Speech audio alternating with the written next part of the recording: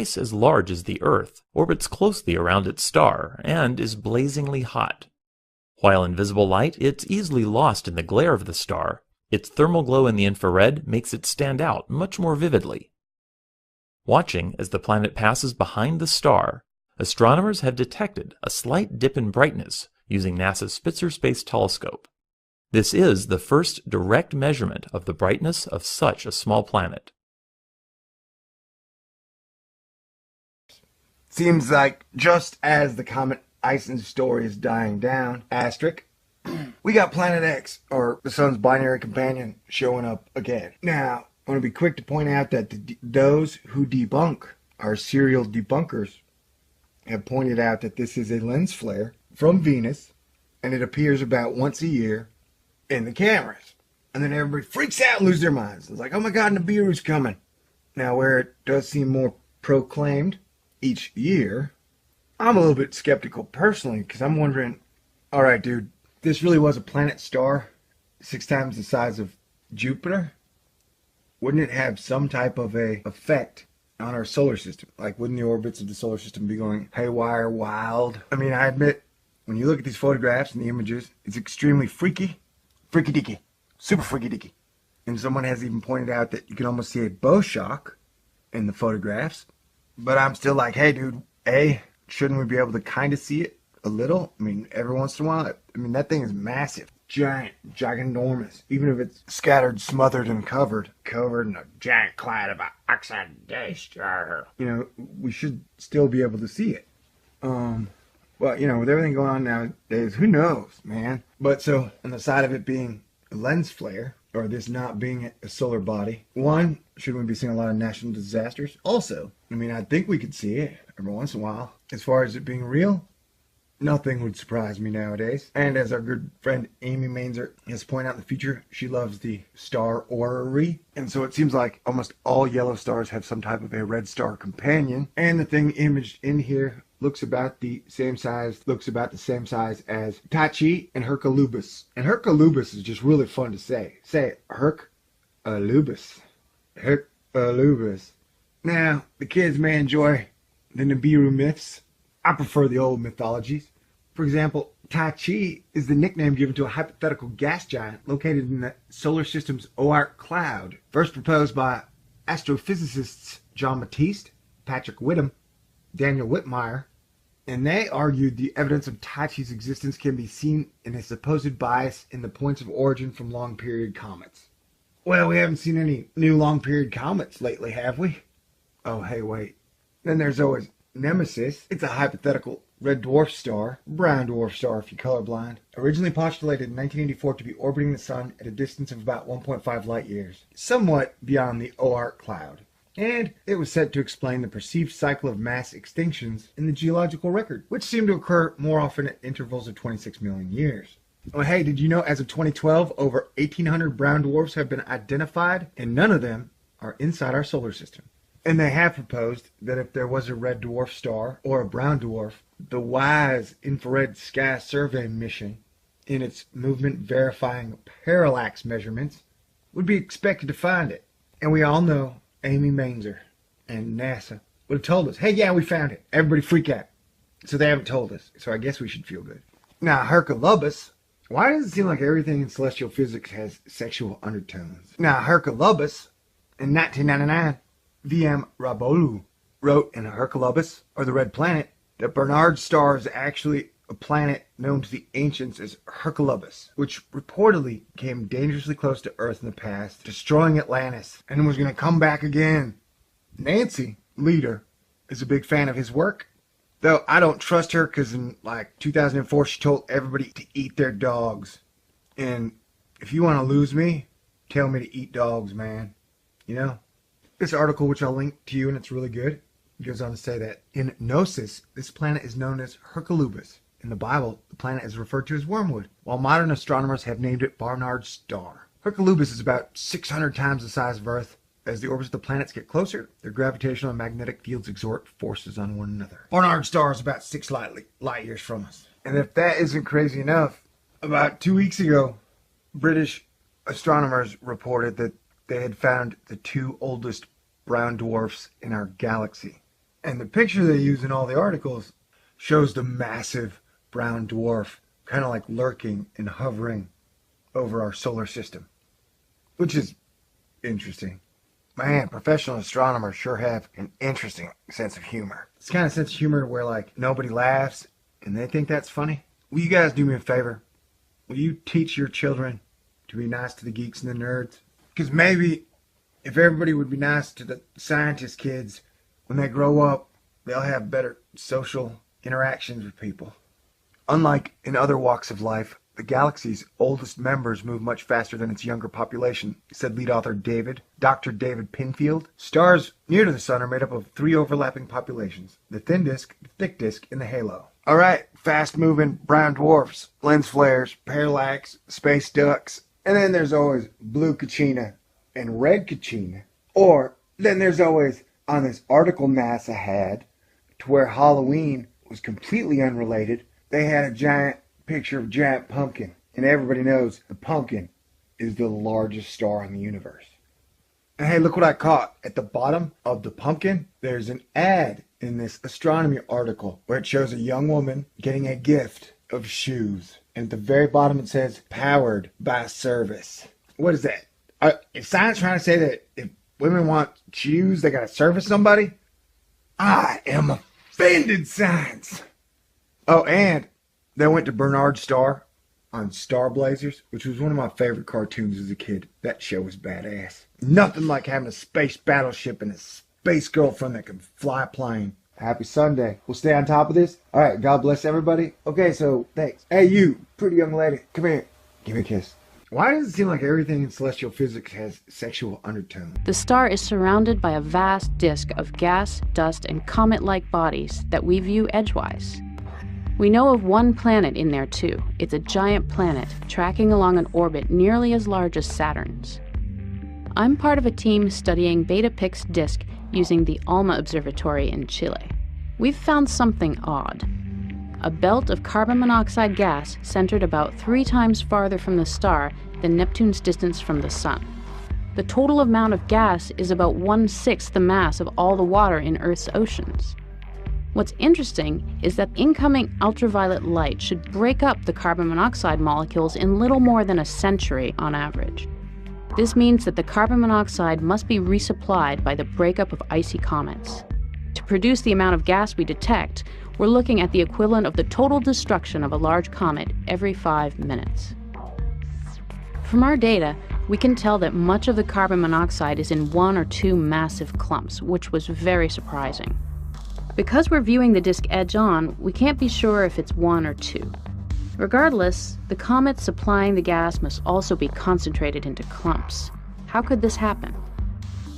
If there is 1 clump, we think we're seeing the aftermath of a collision between 2 icy planets about the mass of Mars.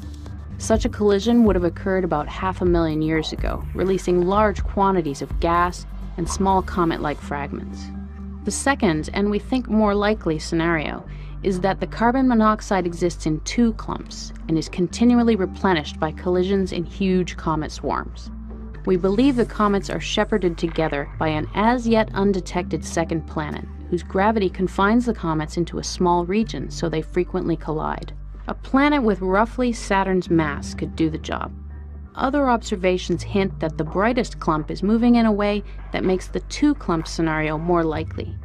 Further observations will track it in better detail and help us confirm. Chatty Dad 1 coming at ya.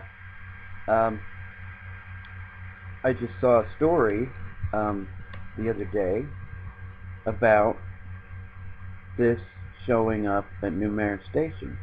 Well, you remember I did a video about a year ago about this object. It looks bigger here. It looks like it's approaching. It looks like it's come a ways since the last video I took.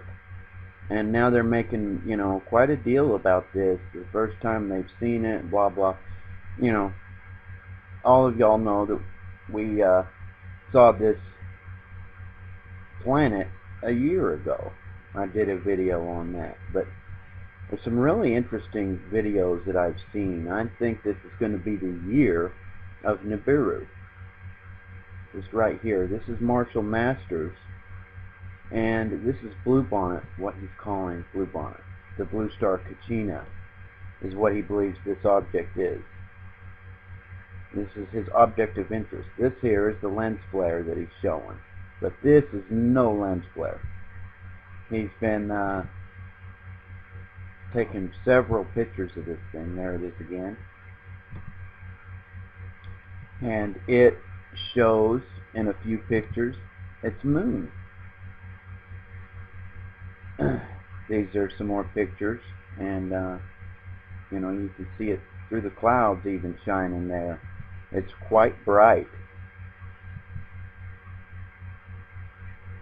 You know, a lot of people see this and they don't want to see it because this means big trouble.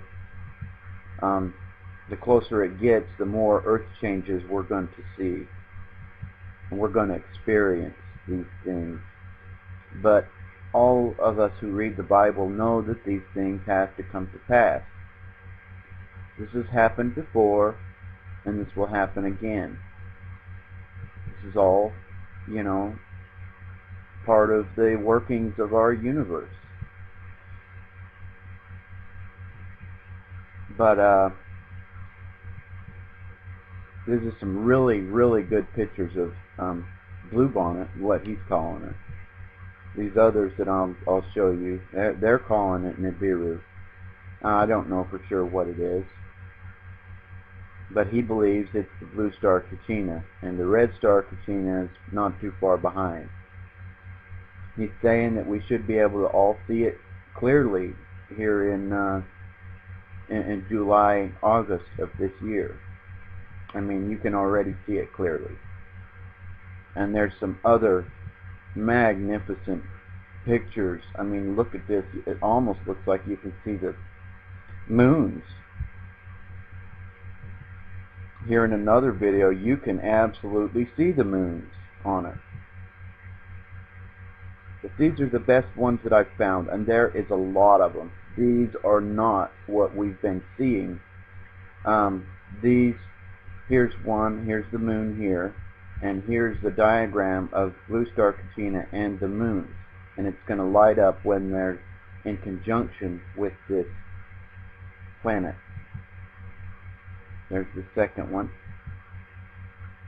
And he's showing the movement and the rotation of it there. You can barely see it there. Or maybe this is it here. That's not a very good picture of it. There's a lot of stuff in the way. Here's this one here, down here. Quite a lot of clouds on that day. But you can see in conjunction with the planet, the moon, or the prevalent moon here. Now this was a camera that was taken pictures by a volcano, so it was, you know, recording the volcano, and it, you know, captured this in the background. And here's this and the moon again. I want you guys to see it one more time. It's very, very, very neat. Really cool. I mean, what a time we live in.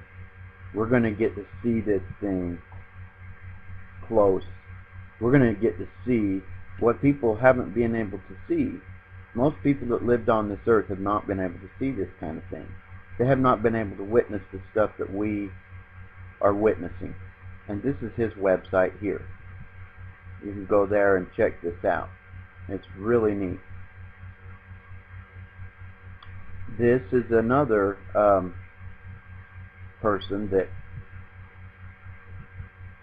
caught a bunch of pictures of this thing, and he's moving down,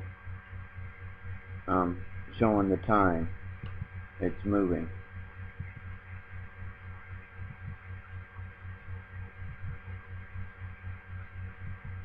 And it's moving a little bit to the right, and that's what Marshall Masters was showing, that it goes to the right and to the left and up and down as well, like kind of like a corkscrew. You'll see in the demonstration that he gives.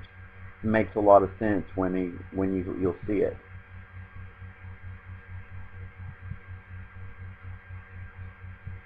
Now these people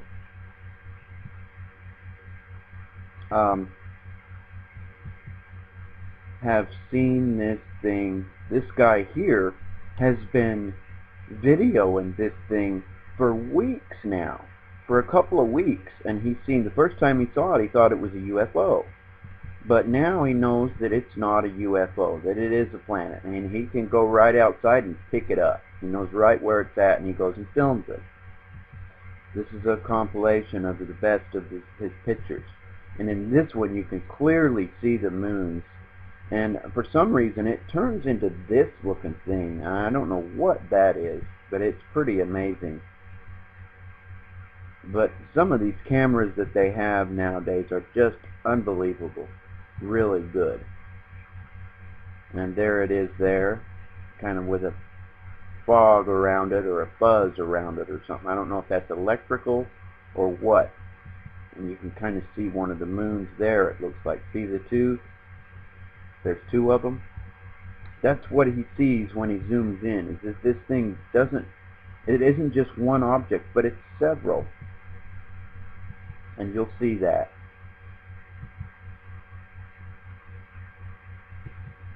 It's still in the two there. There it's three.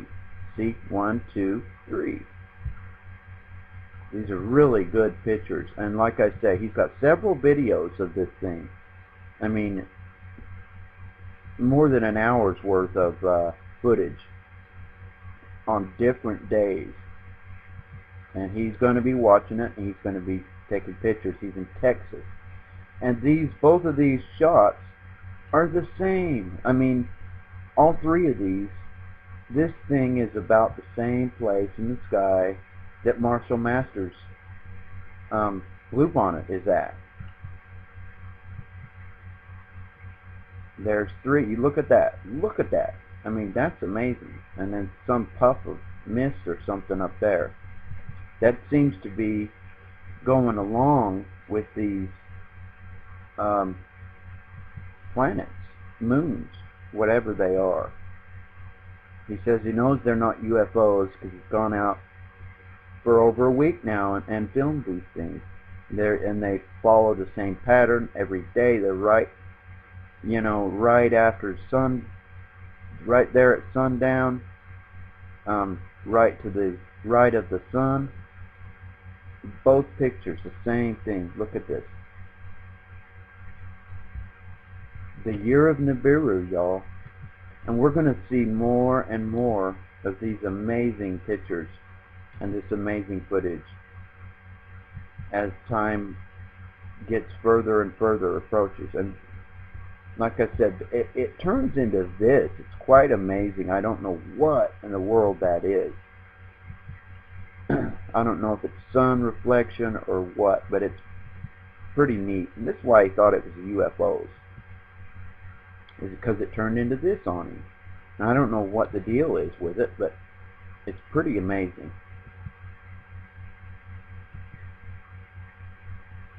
Just unbelievable, this stuff.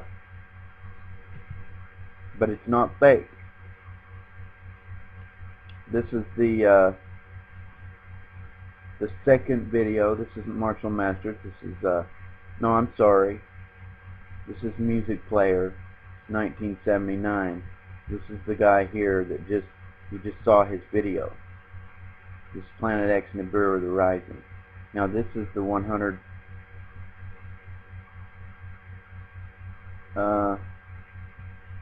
Sev Gillum.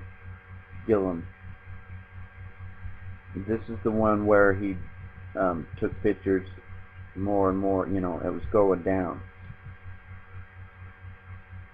And this is Marshall Masters' website here. So go there and check these sites out. And like I said, there's many more. And here is our friends down in the South Pole and Numer Station. Just really, really good picture of it this time. It showed itself for a few more frames. And it looks bigger to me. What is this? It ain't the moon. We've shown that it's not the moon. And it ain't the moon here. They know that it's not the moon. They've checked. Because this also showed up on Before It's News. This story did. But pretty neat, huh? What a time we live in. Anyway, I hope everybody's well. And this is that one. Go there and check it out. Anyway, hope everybody's well. This is Chatty Dad 1. God bless. Good luck to us all. Never give up your guns, because your rights will go right with them. Pray for our country. We need it bad. We need all the help we can get. Love y'all. Y'all take care. This is Chatty Dad 1. Over and out.